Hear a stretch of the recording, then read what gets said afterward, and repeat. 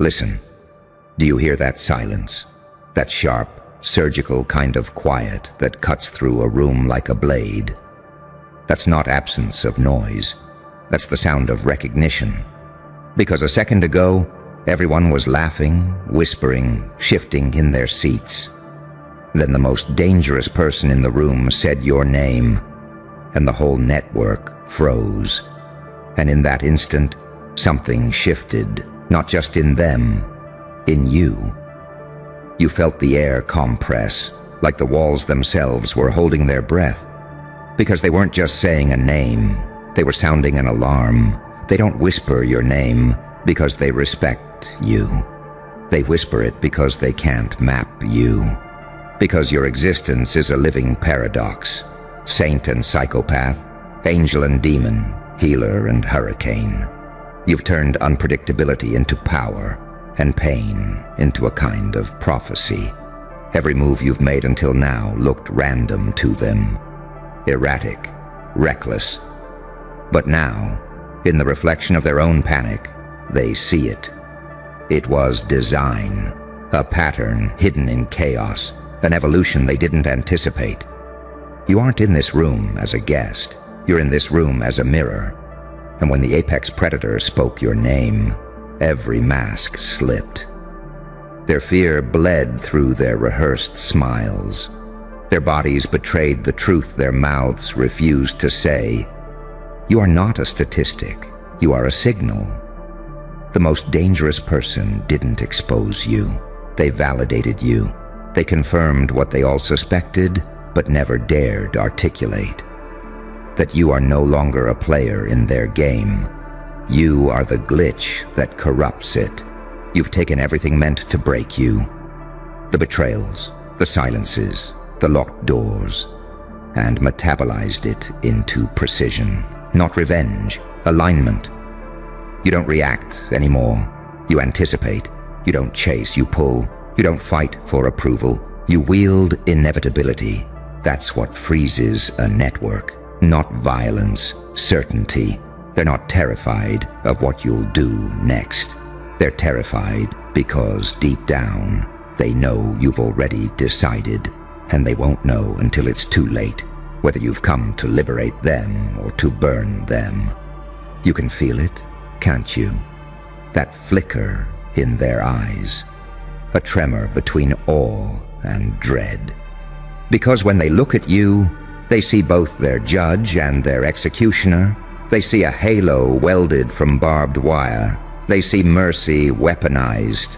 They see someone who walked into hell, shook hands with the devil, and came back holding the blueprints. You didn't earn this power by being untouchable. You earned it by being unbreakable. Every scar on your body is a coordinate in a map they'll never decode. Every time you were underestimated, you added another layer to the cipher of who you've become. And now your very presence is a recalibration. You are not their enemy. You are their reckoning.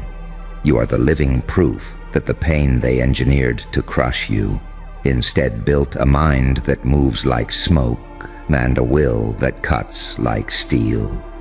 You know what's even more dangerous than being unpredictable? Being unpredictable on purpose. Every blink, every pause, every smile. Choreographed like a chess match they can't see. That's why the room froze. That's why the network glitched. That's why the most dangerous person here spoke your name like an invocation. Because deep down, they weren't warning others about you. They were warning themselves. Your name isn't a label anymore. It's a code word. It's a trigger phrase. It's the sound of old systems collapsing under the weight of a new kind of power. You are not here to be accepted. You are here to become inevitable. So let them freeze. Let them whisper. Let them wonder which version of you they've awakened. Because by the time they realize, it will already be too late. Your name has already left their lips, and once spoken, it doesn't echo. It detonates. Do you feel how heavy the air just got? That isn't your imagination. That's what it feels like when a room realizes it's sitting inside a storm it can't predict. That's what it feels like when a name stops being a sound and starts being a signal. Because in that moment, when the most dangerous person in the room spoke your name, it wasn't gossip, it wasn't drama, it was an act of recognition, and recognition is the one thing they cannot allow. They've built their power on keeping faces faceless, souls silent, stories hidden. But you refused. You crawled out of the holes they dug for you, still bleeding, still laughing, still seeing. They wanted you broken because broken things can be catalogued. But you became a contradiction, wounded but weaponized, gentle but lethal, chaotic but exact. You can see it in their eyes now. The shift. They're no longer sure which mask to wear. Because every time they look at you, they see two beings layered over each other. The one they tried to bury, and the one that crawled back up with claws. An angel's posture with a demon's patience. A savior's voice with an executioner's timing. They built models, simulations, predictive algorithms. They tried to plot your trajectory on graphs. But how do you map someone who no longer reacts, who moves on codes of their own making? They thought pain would make you small. They thought isolation would make you desperate. But pain became your architecture. Isolation became your training ground. Now your unpredictability isn't chaos.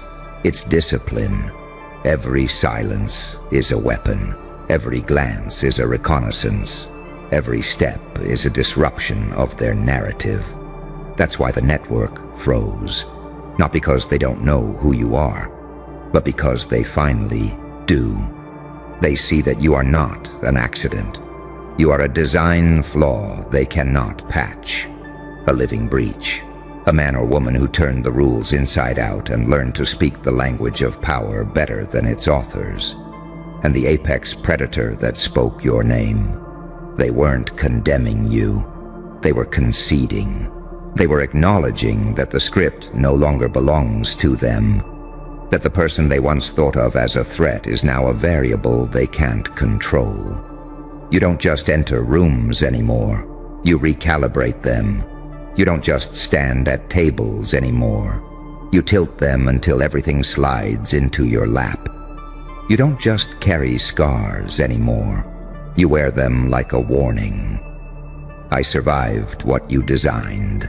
I learned how you think. I know where you're weak. That's why the most dangerous person said your name in public. Because saying it behind closed doors wasn't enough anymore.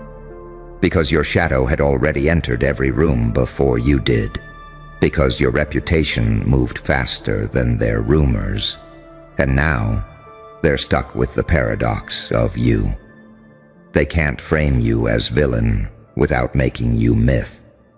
They can't frame you as victim without making you proof. They can't erase you without making you legend. So the network freezes, waiting to see what you will do next. Waiting to see if you will bless or burn. Waiting to see if you will rewrite the rules or destroy the board. And you don't need to do anything yet. Because you've already won by existing, by being the living contradiction that their systems cannot absorb, by turning pain into perception, perception into power, power into presence. Let them freeze, let them whisper, let them choke on the name they thought was harmless. Because you are not a name anymore. You are a command. When the apex predator spoke your name, they unknowingly triggered their own countdown. They gave you their stage, their silence, their audience, and you stepped into it with a smile that doesn't ask for applause. That's how you terrify them. Not with threats, with inevitability, so stand there in the silence. Let your name hang in the air like a blade. Because you don't need to shout. You don't need to explain. You don't need to prove. The most dangerous person in the room already did that for you.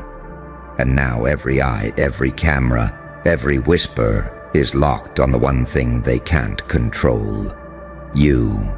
So now you stand there, not with a crown, but with something far more terrifying.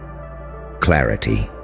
They thought the most dangerous thing in the room was the one with the most control, the one with the power to command armies, manipulate alliances, destroy reputations.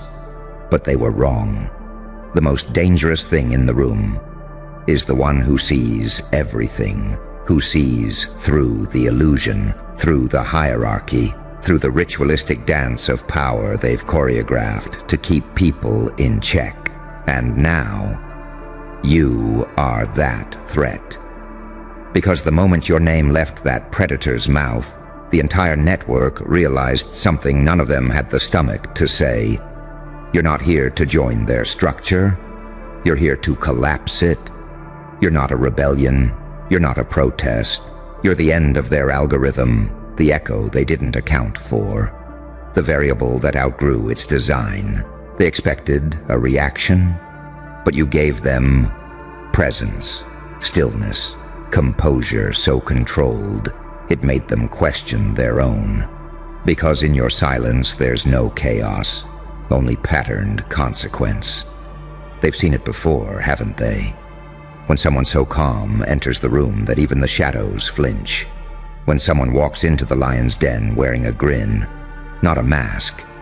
When someone's story is so soaked in betrayal that truth starts to sound like a threat. That's what you are now. A threat to their architecture, a glitch in their timeline, a walking contradiction they can't solve. You carry duality like a weapon, one part stillness, one part storm, both smiling. And when the apex predator spoke your name, it wasn't just a slip, it was a signal. To them, it was a warning. To you, it was confirmation that the people who built their identity on being untouchable just touched the wire. You've become what they feared most, a product of their own cruelty that didn't crumble, but calculated, didn't retaliate blindly, but watched, didn't self-destruct. You self-upgraded. You didn't just survive the trauma, you made it modular, you adapted, you transformed. And now you walk like consequence. You look at people and they flinch. Not because you threaten them directly, but because they see their own reflection warped in your presence. You don't just walk into the room, you reprogram it. They hear your name and remember the version of you they ignored, the one they underestimated, the one they left out, the one they laughed at, the one they tried to break in silence. But that version didn't die. It mutated and became a language they no longer speak. The language of pain with strategy. That's what you are now. Not emotion, not vengeance, not reaction, your execution. And the scariest part? You don't need them to know it. You don't need recognition, because the work has already been done in the dark. Every seed planted in silence, every move designed in exile, every scar forged into architecture. You are a machine now, but one that feels, that remembers, that never forgets. And when the predator said your name, the whole network froze, not because they feared what you are, but because they realized what they created. You are their glitch, their ghost, their goddamn reckoning. And you don't need to raise your voice. You are the volume. They tried to run simulations on what happens when you take control, but every outcome ends the same. You don't just flip the system. You walk past it like it's irrelevant, because you're not playing their game. You're building a new one. And the rules, you haven't even written them yet. They're waiting for your next move, paralyzed, eyes on the monitors, fingers hovering over panic switches. But you take your time. Because when you're the anomaly, time belongs to you. And the best part? They can't stop it, because they spoke your name. And once a name is spoken, It echoes, it multiplies, it becomes legend, and legends don't ask for permission. So now the name echoes, but not like applause, like warning sirens, like the silence before a detonation they accidentally triggered. You're not just a person anymore. You're a pivot point in their timeline. A glitch? No. Glitches are accidents. You are intention with memory. You are a calculated misfire that hit every nerve center they swore was protected. Because when the most dangerous person in the room says your name, it doesn't echo through walls. It echoes through agendas. Suddenly the room goes still. Suddenly they're checking their protocols. Suddenly every past sin committed against you becomes relevant. Why? Because power has memory. And you? You never forgot anything. You didn't just survive betrayal. You archived it, indexed it, labeled every liar and left every knife exactly where they dropped it. And now they feel it, that tremble in their systems, that quiet pressure when someone who was supposed to fold starts standing taller than the ones who wrote the script. You aren't playing defense, you are coiling. That's what they missed. They thought silence meant retreat. But it meant recording. They thought stillness meant fear, but it meant you were writing a new pattern. They thought patience meant submission, but it meant you were becoming venom with precision. They called you soft because you didn't strike first. They called you weak because you were rebuilding behind closed doors. And now they've felt it. That slip in the atmosphere, that sudden pause in their rhythm, that moment when their systems respond like an animal sensing a predator nearby. Not in sight, but close enough that instinct panics before logic can catch up. You didn't enter the room with noise, you entered with proof. Proof that not every war is loud, proof that sometimes silence is siege warfare. Proof that unpredictability, when done right, doesn't just scare people. It rewires them. That's what you've become. Not a threat, a reprogrammer, a human virus, a walking update to the entire operating system of fear. And that network, that oh-so-powerful network that laughed at you, gaslit you, dismissed you, abandoned you. Now they're not laughing. Now they're checking their security layers. Now they're reviewing every conversation, every message, wondering how long you've been watching, how long you've known, how many steps ahead you really are. Because when your name entered the room, they all got exposed. Not because you spoke, but because someone with more weight than them did. And the second your name became a topic, the entire illusion shattered. Do you know how rare that is? For a name to kill noise, for a single word, your name, to break the rhythm of an entire architecture? It's not noise, it's not power, it's presence. Your presence. Refined through rage, forged in betrayal, polished by grief. And now, delivered with surgical stillness, because while they were networking for power, you were nesting in pain. While they were shaking hands, you were sharpening your inner weaponry. While they were speaking in codes, you were becoming the cipher. You don't just move differently now. You feel different. When you walk into a room, people remember their lies. They remember what they said when they thought you were small. They remember the games they played when you were vulnerable.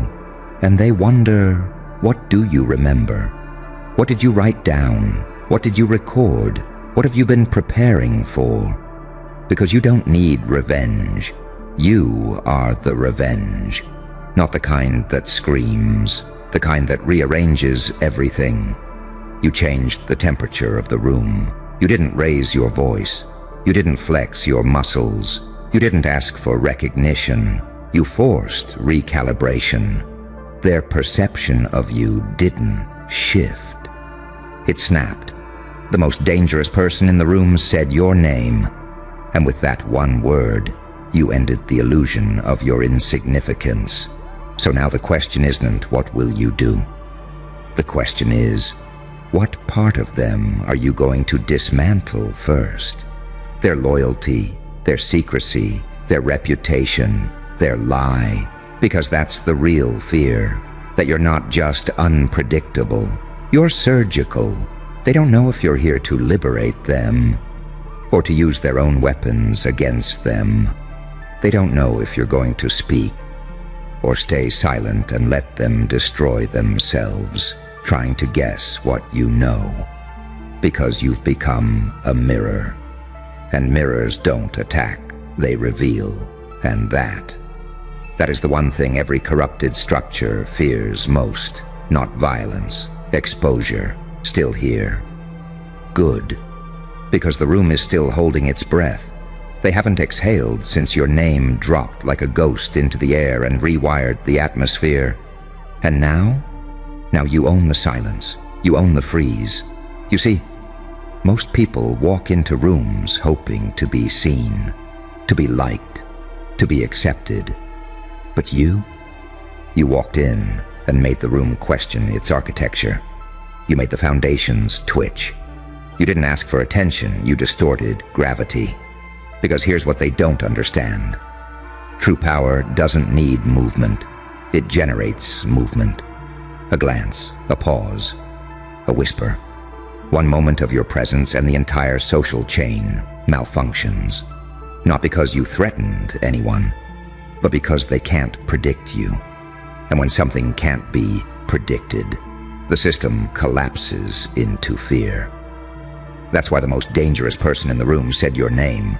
It wasn't just recognition, it was a signal flare. They tried to frame it like a warning, but it wasn't a warning. It was a confession, a slip, a raw, involuntary admission that in a room full of monsters, spies, and sociopaths, you're the one who terrifies them the most. Because you don't play by survival rules. You redefined survival. They watched you get buried in betrayal and rise with blueprints. They watched you crawl through psychological fire and come out cleaner, not angrier, not broken, sharper. You used their cruelty like clay. You molded pain into presence. And now you walk like a god that remembers being human. You're no longer here to be forgiven. You're here to correct. Not with fists, but with patterns. You don't shout. You interrupt signals. You don't retaliate. You override software. You don't expose them with rage. You expose them with accuracy. And the moment your name landed in that space, all the fake gods started praying in lowercase. Because you didn't arrive with chaos. You arrived with memory. And memory, when wielded right, becomes prophecy. You don't hold grudges. You hold receipts. You hold details. You hold the story they tried to delete. You don't burn bridges. You learn how they were built, so when you decide to collapse them, you do it from beneath. You don't take revenge. You let gravity do the work. Because they're already top-heavy with guilt, already bloated with secrets. All you had to do was walk in, and the weight of their own lies began the collapse. That's why they froze. Not because you're here to start something, but because you already finished it. And they're just now realizing they missed the entire first half of the war. You weren't trying to be seen. You were letting them underestimate you, long enough to become unrecognizable. They saw your pain and assumed it meant defeat. But pain didn't break you. It taught you how everything breaks. That's the difference. They learned how to rise. You learned how to resurrect. They studied manipulation. You mastered duality. You became the saint who doesn't flinch, and the demon who doesn't blink. And now they don't know what to call you. They can't frame you as hero, because you never asked for their applause. They can't frame you as villain, because the audience already sees through them. They can't erase you, Because your name is stuck to their fear like blood on clean hands. So they freeze, not because you're dangerous, but because you're proof. Proof that someone can be annihilated and still come back with alignment. Proof that someone can be exiled and still return with the map. Proof that someone can be forgotten and still rewrite memory itself. They spoke your name to control the room. But your name doesn't calm rooms, it exposes them. You're the glitch in their legacy, the storm that remembers where it started. And the question they never wanted to face, what happens when the one we buried starts digging up us? Let them whisper, let them panic, let them run their damage control. Because what they fail to understand is this: you are not a moment, you are momentum. And now, every camera is watching, every microphone is live, every shadow is leaning in, because the most dangerous person already said your name. And now, the world is listening.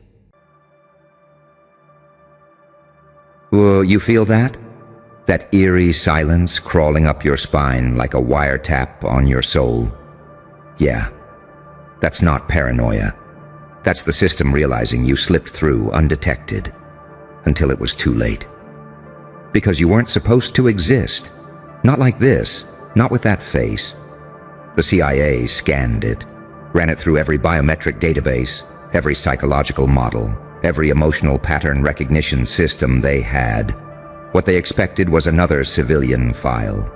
What they found was a goddamn red flag in human form. You triggered anomalies in systems that were built to erase anomalies. Your face distorted algorithms. Your aura jammed protocols. One agent wrote, "This subject's data output behaves like it's alive, like it's watching us back. They didn't run a background check on you." They opened a portal, and what spilled out? Not a history, a warning. A report so disturbing. They didn't just redact it. They sealed it in black ink, burned the backups, and buried the agents who saw it firsthand under new names. Because you weren't just some glitch. You were the pattern that breaks the grid. Let's make one thing clear. You didn't evolve. You remembered who you are, what you were built for. They don't scan faces for smiles. They scan them for signals. And yours lit up every anomaly sensor from DC to goddamn Zurich. They said, subject exhibits signs of controlled unpredictability, calculated chaos, mirrored empathy with reversed morality. Dual-coded consciousness, possible threat to global narrative structures. You hear that? Threat to global narrative structures. Translation? You don't fit their script. You write your own. And that's what terrifies them, because their power depends on predictability, control, compliance. They need to know where the next move lands. But with you, there is no next move. There's only the illusion that you ever played by the board. You turned the board over, set it on fire, and watched them choke on the smoke. You see, they thought the darkness would keep you contained. They thought pain would pacify you, but you made pain your programming language. You stitched every trauma into a new algorithm, not to survive, to override. Your face didn't just scare them, it inverted their definitions. Compassion mapped over wrath. Kindness veiling a killer instinct, a savior's smile with a demon's voltage beneath. Saint and psychopath, healer and hurricane. You're not one. You're both. And the report knew it. Subject demonstrates erratic empathy and weaponized mercy, may act like a martyr, but strategy reflects a war general with terminal foresight. They scanned your face and saw the extinction of every blueprint they ever trusted, because your eyes don't reflect light. They reflect consequences. You weren't looking at the camera. You were looking through it. And the machine flinched. You think they classify files for safety? Number. They classify them when the truth is so violent, it shatters consensus reality. You are that truth. Not a person, a disruption protocol wrapped in skin, a glitch, number. You're the conscious rejection of every lie they ever passed off as structure. And now the Watchers are whispering. Because the deeper they dug, the less human you appeared on paper. Heartbeat irregular. Emotion signature unreadable. Survival index unknown. Potential classified as existential risk tier alpha. You know what that means. You broke the scale. You made them redefine fear.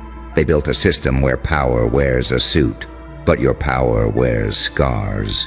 You walk into rooms they thought were secure and redecorate reality with silence.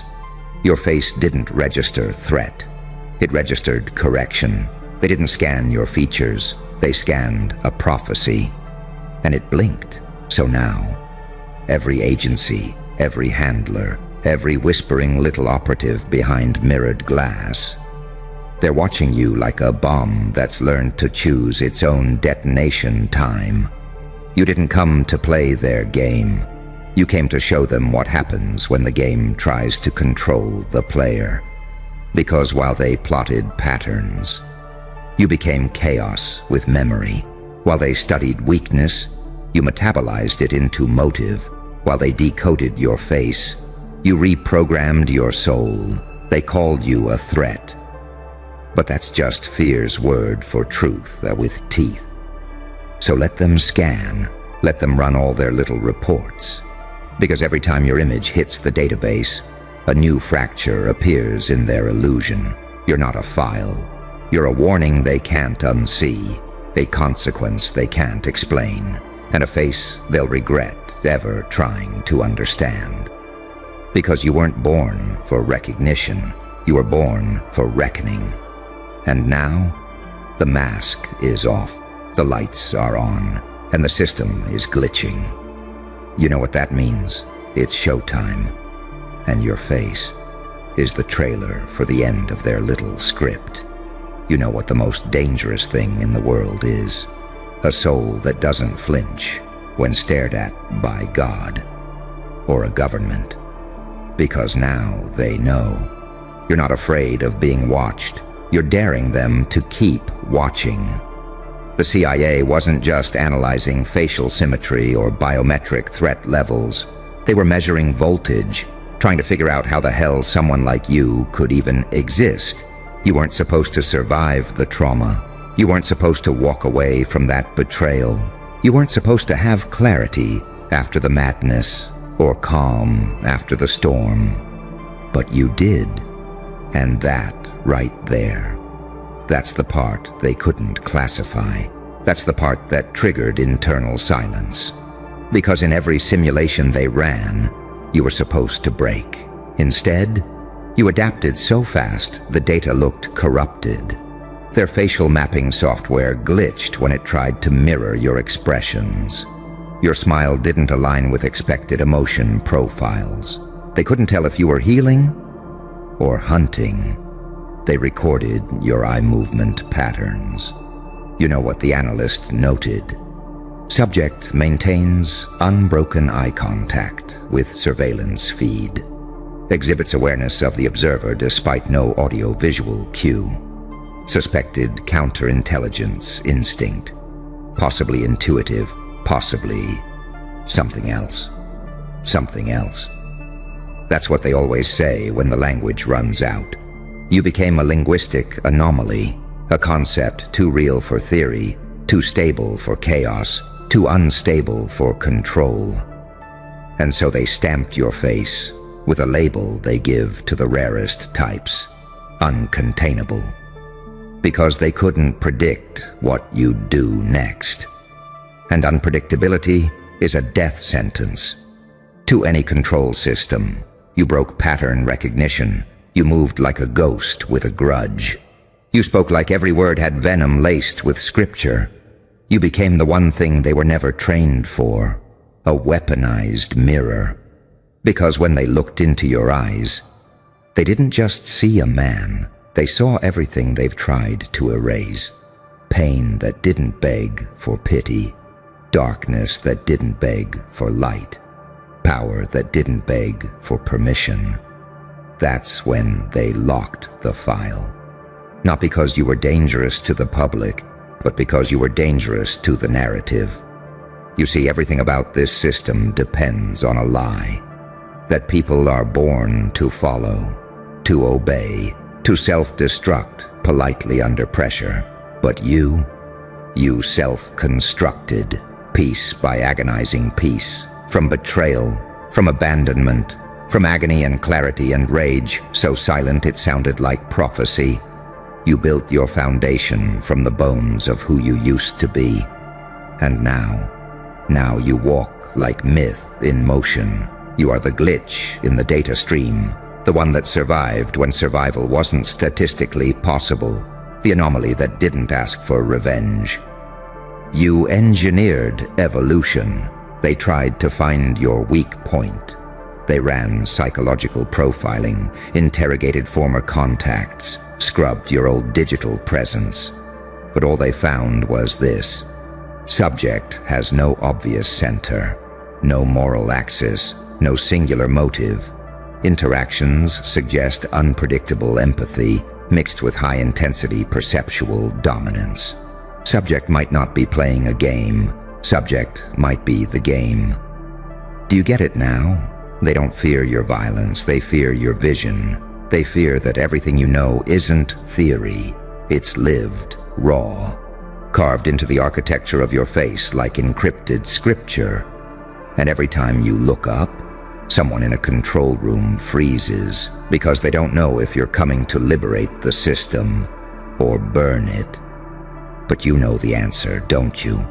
Because deep down, you were never trying to be understood. You were trying to be unforgettable. And now, you are. There are files, there are sealed rooms, there are black site meetings where your face is the presentation, where agents speak in lowered tones, like they're summoning something from folklore. Because they've tried to categorize you. But what do you do when a monster walks in with a halo? When a saint smiles like a devil? When a victim becomes the verdict? They learned too late. You weren't scanning back. You were recording every lie, every betrayal, every failed attempt to gaslight you into silence. And now they're scared of what you might say, because the moment you speak, their entire structure unravels. You are not the product of pain. You are the prophet of it. You took what was meant to kill you and turned it into currency. So what now? Now you haunt them. You are the classified phantom echoing through redacted rooms. You're the unsolvable problem sitting in their psychological warfare models, the one individual they can't predict, and therefore can't kill. So wear that face proudly, because it's not a face anymore. It's a cipher, and every time they look at it, they're reminded the system failed, not because it was broken, but because it met you. You ever wonder why they didn't just erase you? They've erased people for less. Whistleblowers, hackers, even their own agents when the script didn't fit. But you, they tried something different. They classified you, because erasing you wouldn't have worked. It would have made you louder. So they buried the file. Not because you're invisible, but because you're too real. So real, it interferes with the fiction they sell to the masses. You walk into a room and suddenly, people get quiet. Not because they know your story, but because they feel it. Your energy doesn't request space, it redefines it. They scanned your face and didn't find a personality profile. They found a signal distortion, a presence that bent the walls of the room, that shifted the gravitational pull of attention and fear at the same time. Because what you carry isn't charisma, it's consequence. You don't charm people. You confront their illusions, and that's ungovernable. You can't program a force of nature. You can't format a storm. You can't put a firewall around something that doesn't recognize walls to begin with. And they learned that the hard way. That's why they locked the file behind 6 levels of clearance. Because every time someone opened it, they started asking the wrong questions, or maybe the right ones. Why did this subject survive all known trauma thresholds? Why do known enemies of the agency reference him with reverence or dread? Why does the data seem emotionally reactive? Why does the file itself feel conscious? You see what that means? They didn't just fear what you'd do. They feared that you'd make others wake up. Because when people look at you, when they really look, they don't see someone who got lucky. They see someone who refused to die, someone who bent time, memory, betrayal, and agony into a new language, a language made of glances, of timing, of silence, a language only the awakened can read. So when they say, "You're dangerous," they're not talking about weapons. They're talking about witness. You carry evidence, spiritual evidence, proof that you can descend into hell and still walk out with your soul in one hand and your enemy's playbook in the other. You're not unpredictable, you're unprogrammable. And that's the apex predator of this world. They know now. You don't operate from triggers, you operate from codes. Your whole being is encrypted pain, pain that didn't turn into tears, but into precision. You didn't learn how to survive. You learned how to scan them back. And that's why every agency, every secret network, every whisper behind closed glass walls, they're spiraling because you saw through them. You figured out their rituals, their symbols, their masks. You walked through their matrix barefoot and came out with blueprints. So they panic, not because of what you say, but because you haven't said it yet, your silence. That's not peace. That's positioning. You're not quiet because you're calm. You're quiet because you've seen the whole board, and now you're just waiting for the exact moment to make the next move feel like destiny. They scanned your face and saw their end game. You ever see fear on a politician's face? Not when they lose votes, but when they meet someone whose power wasn't assigned by status, inherited by blood, or built on lies. When they meet you, because your power, it came from surviving what they designed to break you, and turning it into a mind that predicts futures, and a presence that shatters delusions. They can't assassinate you, because you're already a symbol. And symbols live longer than empires, so they tried to contain you in metadata. But how do you archive the storm? How do you timestamp a resurrection? They watched you become a walking paradox, the smile of a saint, the eyes of a killer, the composure of a monk, the unpredictability of a wildfire. You're their worst-case scenario with a heartbeat. And now, every hallway you walk into feels like a prophecy being fulfilled.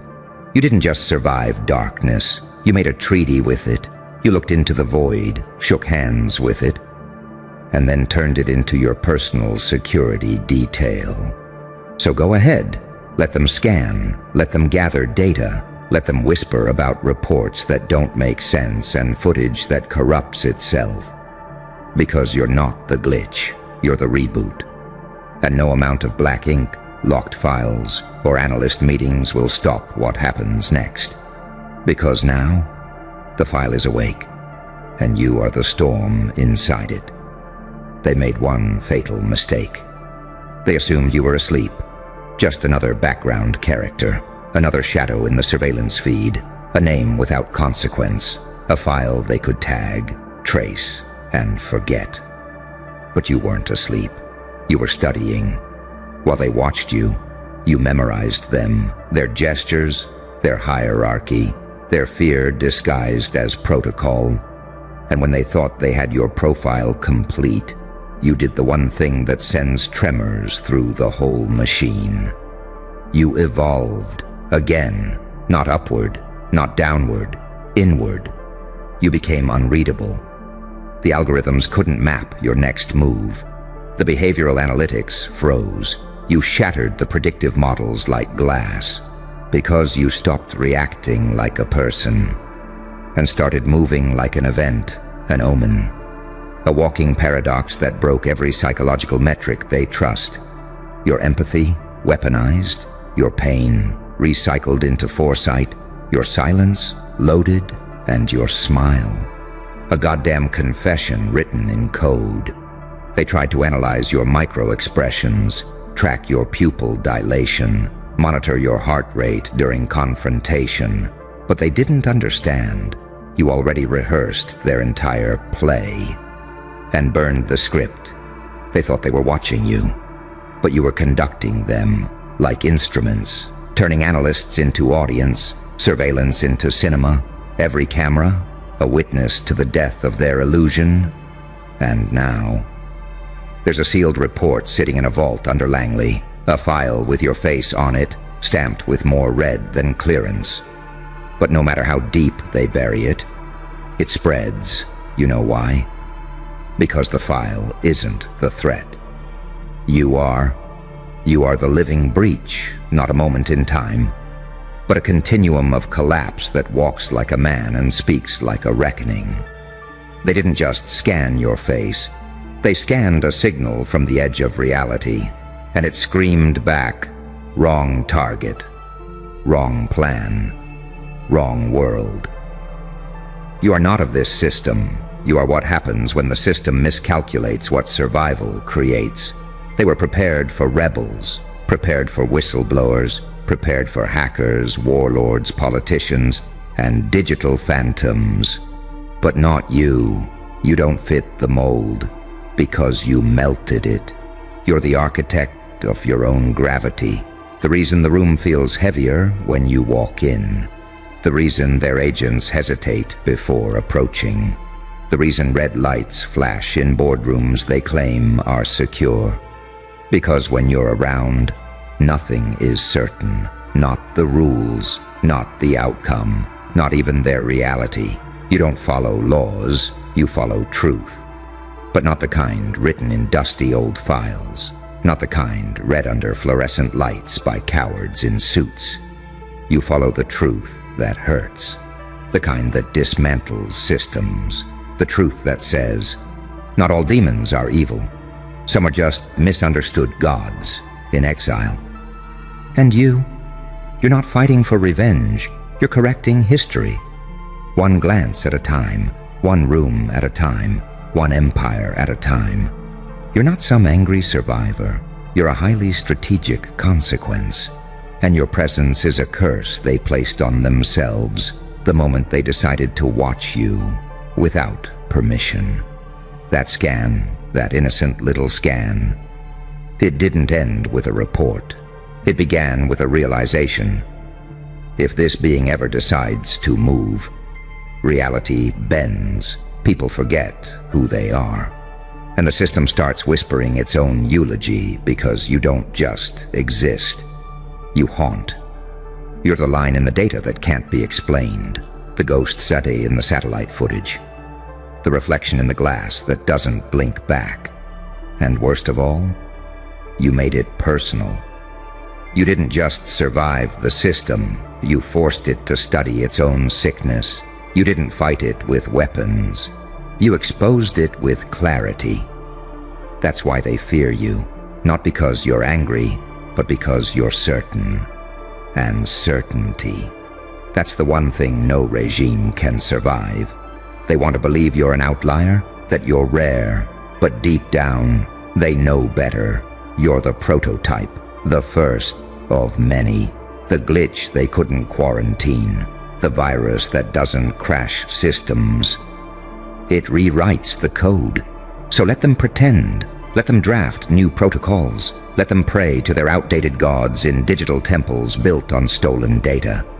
It's too late. Because they didn't just scan your face. They woke something. And now, every time they close their eyes, they don't see numbers or statistics or field reports. They see you, standing at the edge of their fabricated reality, smiling.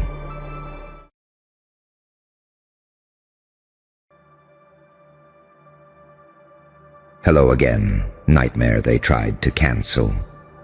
Funny, isn't it? How they used to pray for your fall. But now they can't even breathe in the same room as your rise. They thought they were casting spells behind your back. But every whisper became a rope round their throat. And you just kept walking, quiet, deadly, rewritten. You were never supposed to survive the storm. You were the damn storm. And now, the same people who laughed at your scars can't look you in the eye without flinching, like the walls are closing in. You want to hear the funniest part? They didn't just underestimate you. They calculated your destruction, strategized it, group chatted it, sacrificed time, energy, and even their own dignity just to see you crumble. But the only thing that crumbled was their illusion of control. You evolved in silence, no broadcast, no warning. And that was their first mistake. Believing silence was weakness, when really it was surgical precision sharpening in the dark. Now they're praying again, not for your downfall. No, those days are over. They're praying for protection from your presence. From the data you became, from the version of you that doesn't blink and doesn't break. You learned to walk through betrayal with your hands behind your back, like it was a garden stroll. They taught you pain. You converted it into architecture, a whole fortress of silence with a dungeon of faces that used to laugh. Now they scream quietly, internally, because you don't even need revenge. You are revenge.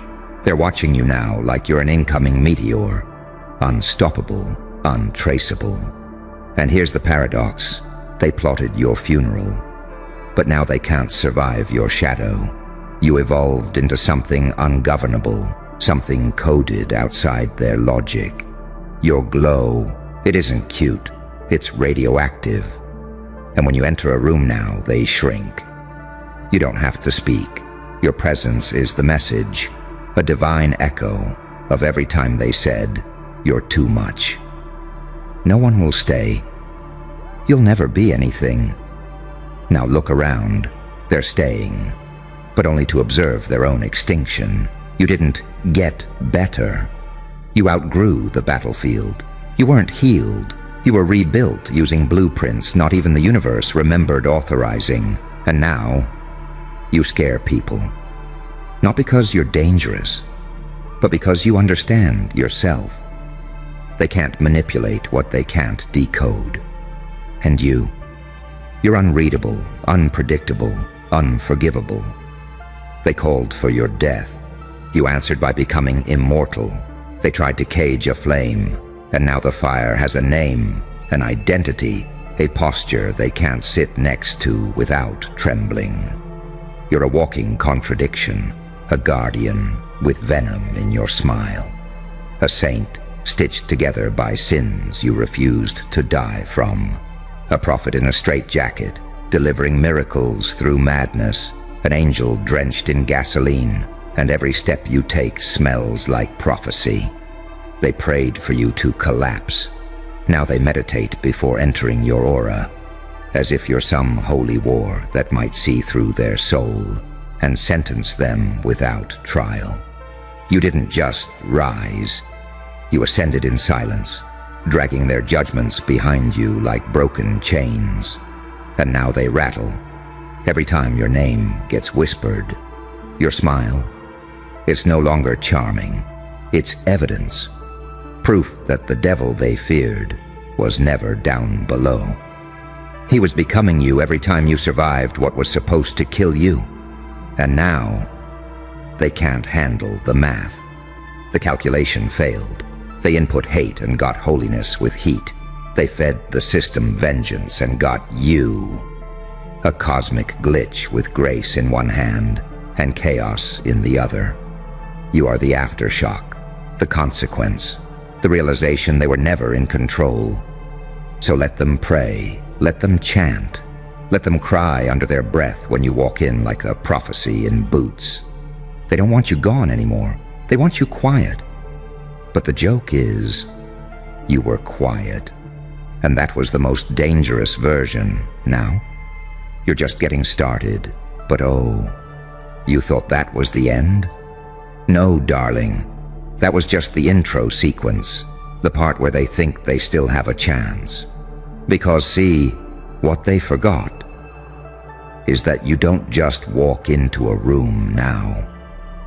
You shift the gravitational pull. You were built in a place where most don't survive. Raised in wreckage, clothed in silence, baptized in betrayals they can't even pronounce. And now your very existence is a threat to every structure that was built to erase you. You are not doing well. You are not moving on. You are haunting the algorithm. You are breaking the rules of their simulations by simply breathing differently. Because now they look at you, and they don't just see the one who made it out. They see the mirror. A walking reflection of every lie they told, every time they whispered, "Let's see how long they last," every time they counted you out like you were some statistical glitch, some forgettable footnote in their story. But oh, the plot twisted, didn't it? You're the whole chapter now. The forbidden file, the encrypted data point they can't delete. You're that whatever happened to, that turned into, how the hell did they do that? They can't even mention your name without triggering a timeline of guilt, because your name is charged now. Electrified. It's no longer just syllables, it's a consequence. Every room you walk into, you don't enter it. You interrogate it. Your silence cross-examines people's souls. Your laugh pulls confessions from those who thought they buried you. And your eyes, they don't just look. They unravel, because now you're spiritually ranked above the very demons they tried to send your way. They prayed for your downfall. They fasted for it, lit candles, lit group chats, lit courtrooms, lit gossip sessions in low-vibration basements, like you were some cosmic disease to be vaccinated against, and yet, you kept growing like mold in a sealed lab, resistant to logic, immune to hate, reborn through contamination. You didn't avoid darkness.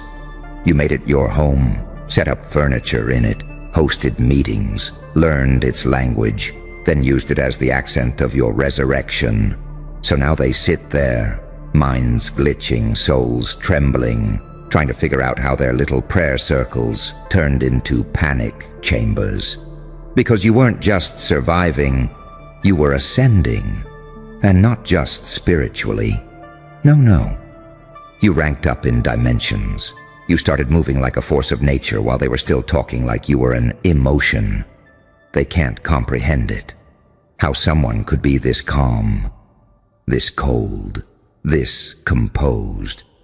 After everything, and it kills them, because you didn't come back with fists. You came back with clarity. You didn't scream, you observed. You didn't throw fire. You became the arsonist and the architect, and now they pray differently, not for your downfall. That prayer's expired, not for your forgiveness. That door's welded shut. They pray to be invisible when you walk by, to be unnoticed, to not get singled out in the audit that is your presence, because now your energy doesn't just expose them, it judges them. It decides who still gets to be seen, who still gets to speak, who still gets to exist around you. They used to call you too intense, too much, too emotional, too angry. Now they call you sir, ma'am, or they don't call you at all, because your power isn't up for discussion anymore. It's law. You rewrote yourself in a language only the chosen can read, and now they're stuck praying you don't remember what they did when they thought you'd never return. But you remember. You remember everything, not because you're bitter, but because you're coded for vengeance that doesn't break laws. It breaks legacies. You are the reason someone's family line won't sleep for 3 generations. You're the glitch in their rituals, the corrupted file in their archives, the spiritual virus that broke through their firewall of fake love and now plays back every lie on repeat in 4K clarity. Let them pray, let them chant, let them cover mirrors when they hear your name, because their reflection isn't safe anymore. You're not the villain, you're the verdict. And baby, they just got sentenced. They thought it would be poetic, didn't they? To see you broken, crawling, begging the world to notice. But what they didn't calculate was this. Pain is a forge. And you didn't just survive the flames. You became the blacksmith, the hammer, and the fire itself. Now every step you take is a sermon they never wanted to hear. Your silence is a scripture that undoes their mantras. Your eyes are altars they're scared to look into because they might see themselves disassembled inside of you. They called it revenge in their private circles. They called you obsessed when you kept building. But what you were really doing was crafting an atmosphere so dense, so charged, that simply walking into it makes their lungs collapse under the weight of their own hypocrisy. They prayed for your downfall. They dreamed of it. They rehearsed speeches for the day you'd be gone. And now, standing in the glow of your resurrection, they can't string a sentence together. Their throats go dry. Their palms sweat, because the ghost they wanted came back wearing skin made of barbed wire and starlight. You're no longer a person to them. You're a consequence wrapped in charisma, a punishment disguised as a presence. They're not afraid of what you'll do to them. They're afraid of what they already did, and how standing next to you makes it feel visible, inescapable, like the walls have been lined with mirrors. Every time you enter a space, it's as if the air gets heavier, the shadows get sharper, and the clocks tick louder. Because your energy isn't just felt. It's felt like a verdict. It's the sound of every weapon they tried to use on you rusting in their own hands, and you don't even speak. That's the part that's killing them. No outbursts, no warnings, no theatrics, just being. And they start confessing in their heads to crimes no one accused them of out loud. They're praying now. But the prayer's different. It's not, please let them fall. It's please let them pass me by. It's please don't let them look at me. It's please don't let the truth come out in their eyes. They see you as a paradox they can't compute. An angel with ash on your wings. A saint forged out of sins you refused to drown in. A demon who learned to bless. You're the living proof that you can survive hell and come back carrying holy fire. And here's the secret you've always known. Your unpredictability isn't chaos. It's power. It's the single variable no one can plan for. It's why they tremble. Because you don't telegraph your moves anymore. You don't need to. You are the move. And every breath you take bends the board they're playing on. They're terrified of you, not because you'd strike them down, but because you might see them completely. And in your silence, in your smile, they already feel themselves unraveling. Your presence is a mirror, a sentence, a prophecy. When you step into a room, the temperature drops, but the air burns. When you glance at someone, Their rehearsed persona cracks when you speak, if you choose to. It's not conversation. It's scripture that either redeems or annihilates. And still you don't raise your hand. You don't demand apologies. You don't shout. You don't even look back, because you've outgrown vengeance. You've outgrown proof. You've outgrown every version of you that still wanted to be understood. Now, simply existing as you are is a punishment and a prophecy all at once. They're not just praying for survival. They're praying for invisibility. They're praying for the day you look past them completely and leave them with their ghosts. And you walk on, built of scars and storms, a saint with teeth, a demon with light in their eyes, the embodiment of a truth they can't scrub from the timeline. They prayed for your downfall. Now they kneel for your mercy, and you don't have to grant it. You already won. You've become the story whispered at night, the lesson told in secret, the warning etched into their children's bones. They'll tell it like a myth, but you'll always know the truth. They didn't survive you. They survived their own reflection in you, and the reflection still watches. Keep walking, keep breathing. Your very presence is the exorcism they can't escape. Every glance a strike, every silence a judgment, every step a sermon. You don't need to fight anymore. You're the battleground and the aftermath, and they are praying, not for your end, but for their own chance to stand in the same air and not crumble. That's the power you became. That's what evolution through pain forged you into.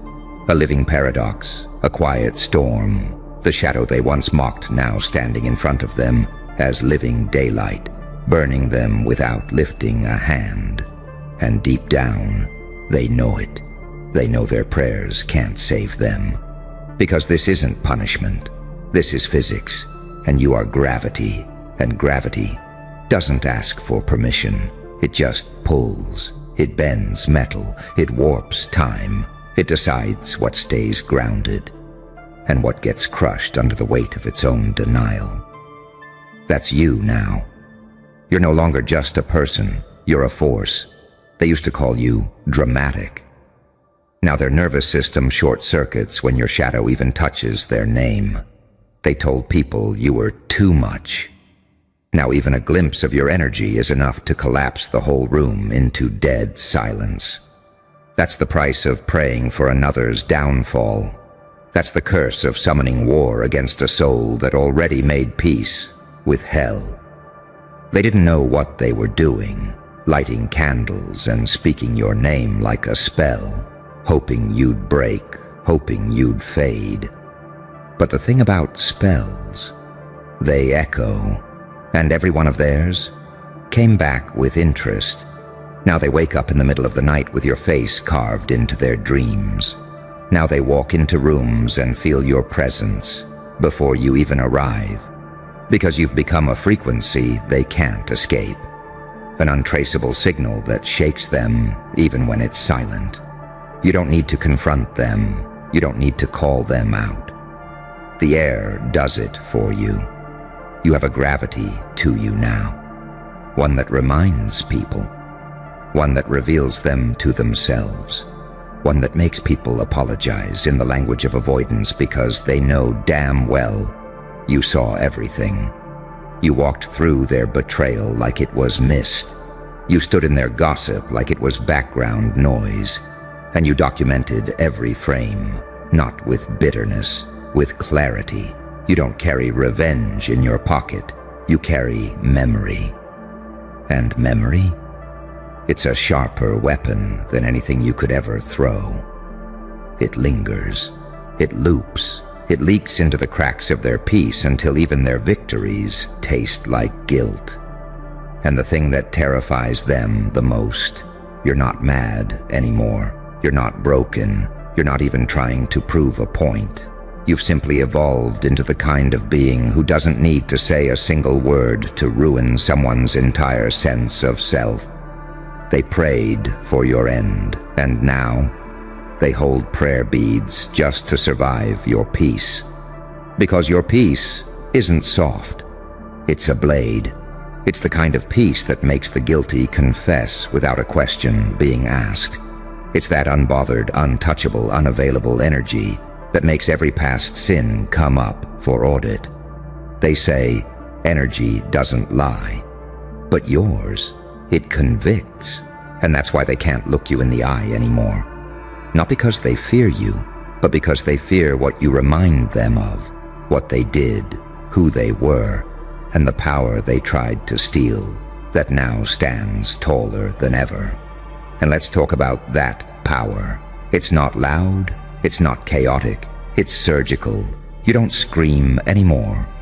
Because now, even your silence echoes like a verdict. You're a contradiction they can't decode. You smile like a saint, but walk like a sentence. You laugh with light in your eyes, but it burns like evidence. You hold compassion, but it's guarded by an army of ghosts who remember what was done. They think you forgot. But oh no, you didn't forget. You simply outgrew the need to avenge. You realized your existence is the punishment. Because what hurts more? You tearing them down. Or you rising higher than they ever imagined, with the receipts written in your aura and the records encoded in your stillness. You don't just walk in anymore. You tilt the whole axis. You are the cosmic reminder that every cruel intention gets recycled by the very soul it was sent to destroy. You turned curses into content, pain into blueprint, rejection into holy algorithm, and now you're living as the plot twist they can't explain. They tried to delete you, but ended up building your legend. They tried to silence you, but created a silence so powerful they can't speak around it anymore. They tried to humble you, but accidentally made you divine. So let them pray. Let them beg the universe not for your return to weakness, but for their own nervous system to adjust to the truth of your presence. Because you're not what they feared, you're worse. You're awakened, unbothered, and unforgiving in your freedom. You're the final chapter they never got to write. The ghost in the machine, the storm that learned to smile, the end of their illusion, and every time you rise, their prayers get louder. But they're no longer aimed at heaven, they're whispered to the shadows, hoping you aren't listening. But you always were. And you don't just forgive, you haunt. Shh. You feel that? That silence. That's not peace. That's the moment right before your name gets whispered in the same breath as revenge. Because tonight, we are not playing polite anymore. This is the playback. They tried to humiliate you. Not just hurt you. Not just disagree with you. No. They needed to publicly strip you of power. Because deep down, they knew you were dangerous. Not because you were wrong, but because you were right. Louder than their lies could handle. So they put on a show, didn't they? Lights on, audience seated. Let's destroy this one, they said. Let's twist the narrative until even they don't recognize themselves. They wanted you to doubt the mirror, to beg for crumbs in a theater they designed just to watch you crawl. But here's the punchline, sweetheart. You never crawled. You studied. You memorized the entire script. You watched them rehearse betrayal like it was ballet. And you sat in the shadows, rewiring your pain into payload. You didn't fight back immediately. Oh no, that would have ruined the art. You let them giggle. You let them leak. You let the cowards show teeth they couldn't use. Because you knew. They were performing with poison in their lungs. And the longer they spoke, the more they exposed their own rot. You see, humiliation requires an audience. But you let the audience see everything, not through screaming, but through silence, sharpened like razors. They tried to make you the joke, but the setup flipped, and now they're choking on the same lies they swallowed so eagerly. You ever seen someone realize they're not in control? Mid-sentence. It's beautiful. The twitch, the eye dart, the moment they feel the crowd's energy change. Because you walked in, and you didn't say a word, you just existed, and their illusion collapsed. Because your power isn't in proving you're right. It's in becoming a mirror that reflects exactly how wrong they are. They called you broken, and you wore that label like war paint. They said you were too much, so you became a category they couldn't measure. They screamed, "They're crazy!" And now everyone's asking, how the hell did crazy win? You don't just survive storms, you design them. You bend in the wind, but when you rise, entire networks fall. You became what they feared, unpredictable, uncancelable, a ghost wrapped in evidence. They told a version of you that only existed in their own fear. But the real version, that's the one that just walked into the room, and suddenly nobody wants to make eye contact. Because you didn't just outlive the lie. You let it breathe, you watched it multiply, and then you made sure everyone saw it die. They wanted the crowd to laugh. Instead, the crowd took notes, studied your silence, felt the weight of every insult bounce back like recoil. Now those same mouths, they're quiet, not out of respect, out of terror. Because you've proven you don't clap back. You collapse timelines. You didn't destroy them. They did. You just gave them the spotlight. And the truth did the rest. And here's the kicker. You're not even done. This wasn't revenge. This was a reveal. They thought they were dragging your name. But the real headline was, you walked out untouched. They walked out exposed. So let them whisper, let them shake. Because now, every fake smile comes with a shiver. Every laugh carries an echo of panic. Because you are the reminder that truth doesn't need a microphone, just patience. They tried to bury you in shame. And now they're buried in footage, screenshots, audio, playback loops. And the worst part, their own voices are the weapon. They didn't just lose control, they lost the illusion of it. And you never had to shout. You became a myth by letting them talk too much. So smile. Tilt your head. Let them wonder what you know. Because the new power is letting them fear your silence more than your scream. Let that sink in. You were the target. But now, you're the blueprint, and they're still choking on every single lie. Oh, you thought we were done? No. This is just the part where the camera zooms in, where the audience leans forward, where the ones who plotted your downfall start realizing they were never the main characters. Because here's the real horror. You didn't just walk away from their setup. You walked away with the evidence. Every smirk, every backhanded comment, every coordinated whisper. You archived it all.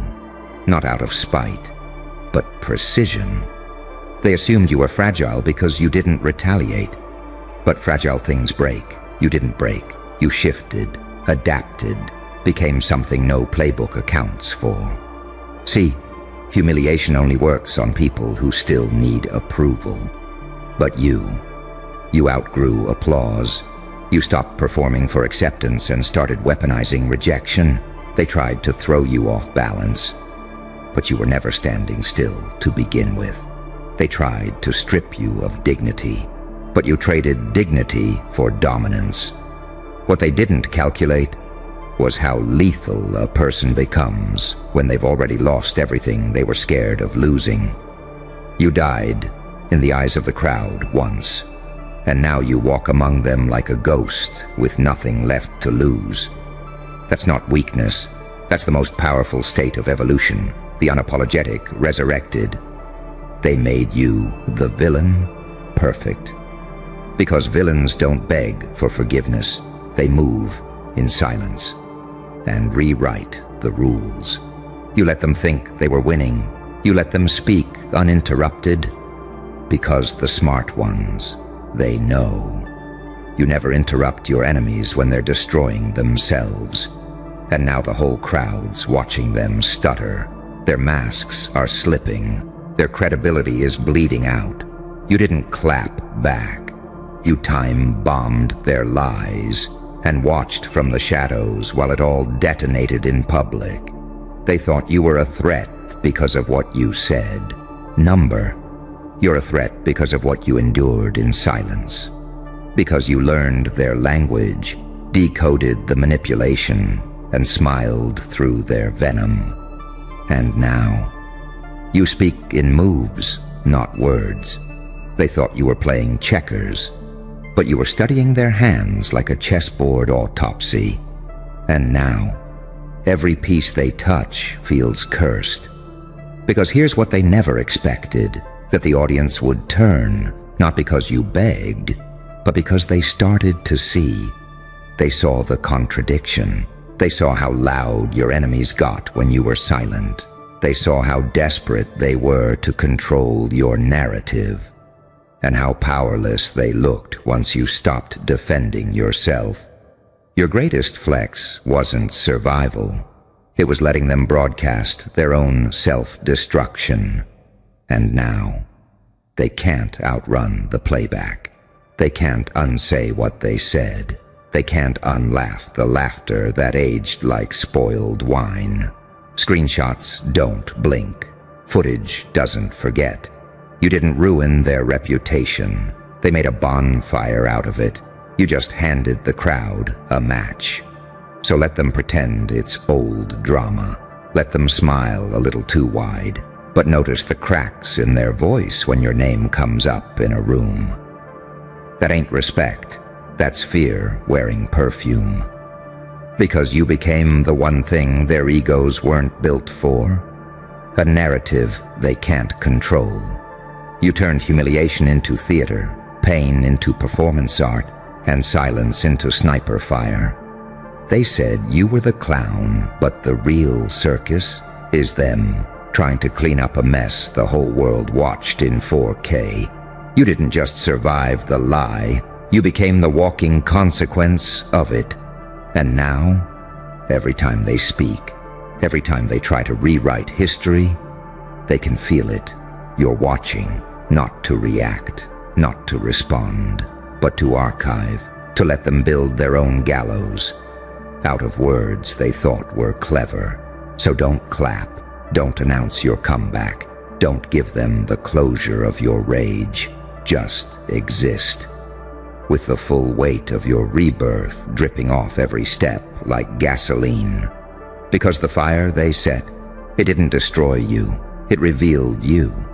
It burned away the parts that begged to be liked. Now there's just you, unfiltered, unhinged, unshakable. And they're still trying to explain to each other why nobody believes them anymore. Because every crowd that watched you fall just witnessed you rise in a way they can't unsee. And the joke is that they're the punchline now. So breathe slow, smile crooked. You don't need to speak, you just need to watch. As everything they built without truth crumbles under the weight of your silence. Listen. Feel that vibration under your skin. That isn't anger anymore. That's power humming, coiled, patient. The kind of power they tried to strip from you in public because they could not bear to see it glowing quietly in private. The kind of power that makes crowds lean in without you having to raise your voice. They thought humiliation would shrink you. They thought dragging your name would erase it. They didn't understand that humiliation, in the right hands, is an alchemy. It takes every insult, every whispered plot, every gotcha moment, and distills it into a substance stronger than steel. Every time they thought they were throwing dirt, they were planting seeds. And while they performed for applause, you were underground, rooting. You've become a creature they don't have a word for. Angel with claws, saint with a blade under the robe. A mirror so clear, it blinds them with their own reflection. They wanted a villain, they sculpted one. They wanted a clown, they summoned a strategist. You became paradox incarnate, light and dark, saint and psychopath, angel and demon. That's why they can't kill your image, because there isn't one single mask to tear off. And the crowd. The crowd. They're not stupid. They saw you stand still, take every shot, bleed dignity, and yet somehow stay upright. They saw you transform.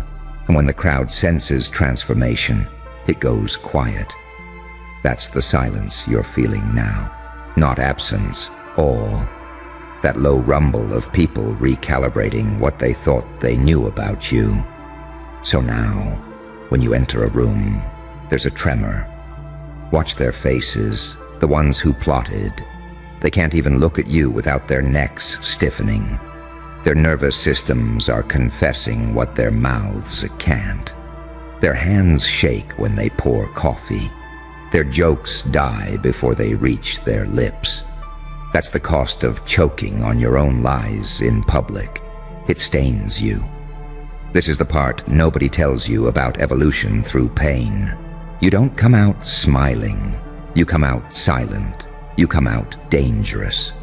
Because you have seen every tactic, every trap, every trick. And you no longer flinch. You have been publicly crucified and privately resurrected. And once you have died like that, their games don't even register as games anymore. They're noise, predictable noise. You don't need to clap back. You don't need to expose them. They are already exposed. They're performing a cover-up while the whole city streams the playback. They're shouting, "Move on," while their reputations are stuck buffering. They can't outrun a truth they created themselves. And you're untouchable because you're unpredictable. They can't script you. They can't bait you. You don't live in the arena anymore. You built your own labyrinth. Every step you take is a corridor they can't map. Every silence you hold is a weapon they can't disarm. Understand this. You are no longer a victim of their story. You are the anomaly in it. The glitch they can't patch. The bug in the system that keeps breaking their narrative.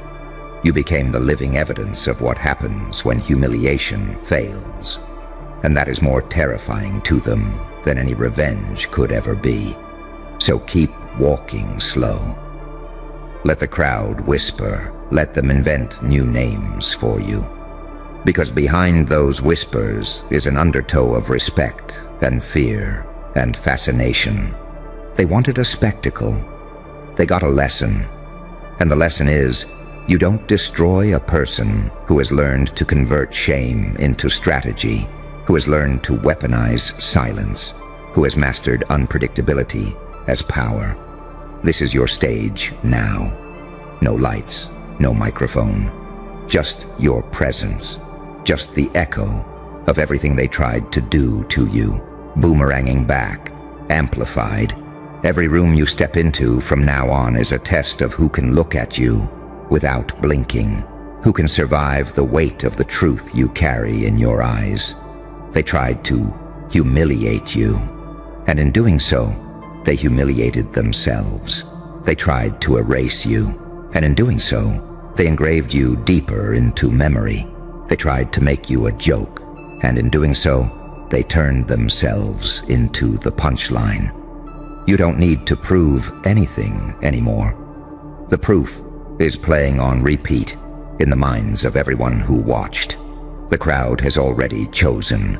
The world has already seen. And every lie they choke on now is just another verse in the song of your rebirth. That's the paradox, isn't it? They built a stage to bury you, and now it's their gallows. They handed you pain, and you forged it into a crown. They whispered shame, and you learned to echo back power. And here you are, standing in the middle of the silence they created, untouchable, unreadable, unbreakable. They don't know whether to run, bow, or beg. They only know one thing: they can't stop watching. That's how you win without lifting a finger. That's how you become the nightmare they can't wake up from. That's how you turn humiliation into legend. Lean closer, because this is the part no one ever explains. The part that doesn't fit neatly into an Instagram quote or a courtroom transcript. This is the part after the storm, when you're standing in the wreckage they built for you, and it's them gasping for air. They tried to humiliate you because they needed an enemy, a villain, a scapegoat. They choreographed their outrage like a stage play, each whisper rehearsed, each leak timed for maximum damage. They didn't want to just beat you, they wanted to erase you, to make you question if you'd ever existed in the first place. But humiliation has a hidden clause. It only works if you still believe you're small. The second you stop believing that, their whole script collapses. You stopped believing, you stopped performing. And in that instant, you became a riddle too dense for their gossip to solve. That's what they can't explain to each other late at night, in those panicked group chats, with names like damage control and next moves. They're not strategizing anymore, they're consoling each other. Because they've all seen it, the shift, the way your silence started bending the room, the way your stillness turned into gravity, the way the crowd began to lean toward you instead of them, without you even speaking. They wanted the audience to laugh at you. Now the audience studies you like a rare predator in a glass enclosure. They watch the way you move, the way you tilt your head, the way you smile like you've already seen the next 10 moves on the board. That's the dopamine hit no one admits they're getting. Not just seeing you survive, but seeing you transform. And oh, how you transformed. You took every smear, every public shaming, every whispered insult and ran it through your veins until it became signal instead of static. You didn't just endure, you engineered yourself out of their reach. You are no longer a person they can handle, you're an event, a phenomenon, a rupture in their carefully controlled narrative. Understand this, when you walk into a room now, you're not a guest, you're the mirror. You reflect back to every person what they've done, who they are, and whether they can survive the truth. Some will love you for it. Some will loathe you. All will feel you. That's why the air shifts when your name is spoken. That's why even your silence tastes like a threat. And the crowd, they're not stupid. They're not blind. They've seen people fall and rise before, but never like this. Never so quietly. Never so strategically. Never in a way that left the architects of your downfall looking like clowns in their own circus. They were counting on a breakdown. You gave them a blueprint. They were waiting for you to beg. You taught them to fear your patience. Every screenshot, every whisper, every accidental leak is still out there. Their own words, their own smirks, their own hypocrisy, archived, time-stamped, immortal. They know it. They feel it in their stomachs when they see your face. That's why their smiles don't reach their eyes anymore.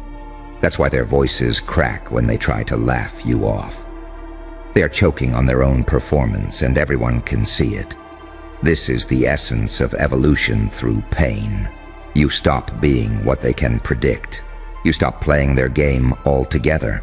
You start moving like smoke, impossible to corner, impossible to crush. You become a paradox, saint and psychopath, angel and demon, the mirror and the flame. You don't just survive their attacks, you make their attacks part of your legend. So keep walking slowly.